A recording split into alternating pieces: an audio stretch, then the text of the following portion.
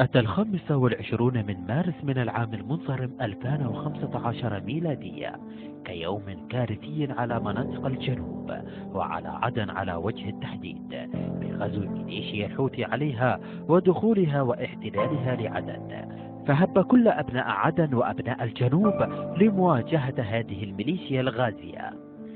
خسر أبناء الجنوب الكثير من شبابهم في مواجهات نارية ضد الميليشيا، فأتت الاستجابة والتعزيز لهم من أبناء الجنوب بالمملكة العربية السعودية بتكوين كتيبة سلمان الحزم التي كان تكوينها طواعية. وضعت اللبنات الأولى لكتيبة سلمان الحزم من قبل مجموعة من أبناء الجنوب المملكة العربية السعودية الذين أبوا إلا أن يشاركوا أهلهم داخل عدن ومناطق الجنوب في تحرير وطنهم.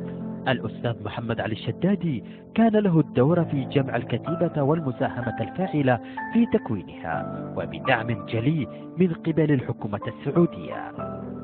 بالنسبة لتكويننا هو عبر التواصل عبر الواتساب وعبر الفيسبوك ومجهود ذاتي، وتم التواصل مع محمد علي الشدادي لترتيب أوضاعنا للسفر إلى اليمن لمحاربة الحوثي. احنا مقيمين كنا في السعودية وعايشين في السعودية بشكل مقيمين.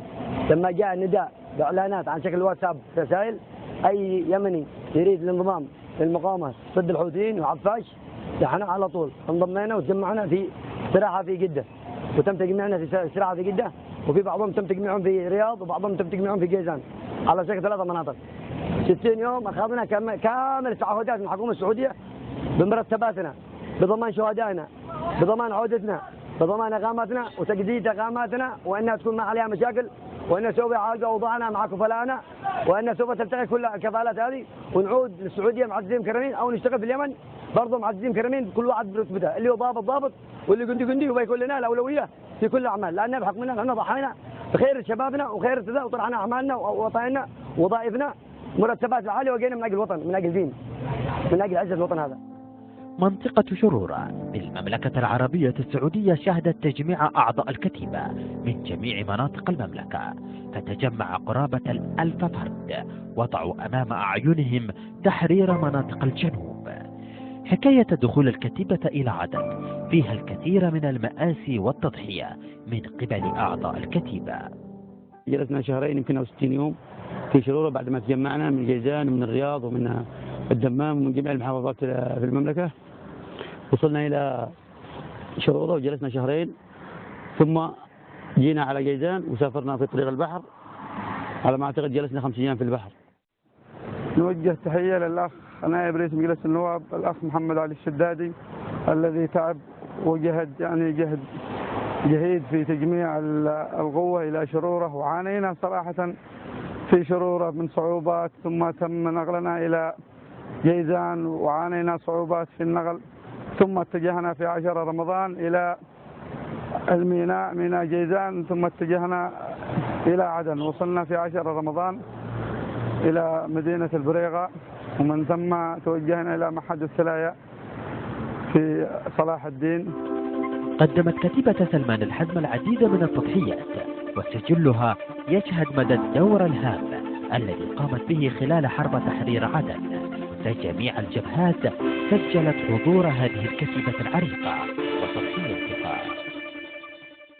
والله نحن وصلنا عدن والمقاومة الجنوبية على وشك الانهيار. نحن رحنا اليوم الثاني نزور الجبهات، نحصل فيها كل جبهة 15-10 نفر وعلى رؤوس الانهيار، فنزلنا فأدتهم معنوية قوية، فبدأنا نحن نعززهم، فمشينا نحن اليوم الأعداء ونشدهم. حتى المواطنين كانوا يقولوا العين لله ثم عليكم وأنتم، فنحن قلنا إن شاء الله أن جينا على دين ووطن، والله إنها الشهادة أو النصر. أول هجمة هجمنا في صلاح الدين في منطقة راس عمران، والحمد لله يعني كانت هذه بادرة أولى وطيبة لكتيبة سلمان، التي بهذه الهجمة الحمد لله تم انتصارنا وحررنا منطقة عمران. أول مهمة هي دخول عمران من قبل قائد المنطقة الرابعة أحمد سيف، والحمد لله تم دخول عمران في زمن حتى أخواننا الإماراتيين أكدوا على أن هذا نصر ممتاز جدا لم يسبق له ولم يكن معد له بالطريقة التي حصلت، وهذا نعمة من الله. لم تكتفي كتيبة سلمان الحزم بالنصر المؤزر الذي حققته في جبهات القتال، أبان حرب تحرير عدن ومناطق الجنوب، وإنما لعبت دورا كبيرا في حفظ الأمن والاستقرار داخل عدن بعد انتهائها وتحريرها من براثين الأعداء الحوثيين، فهي تنتشر في العديد من النقاط الأمنية داخل المدينة.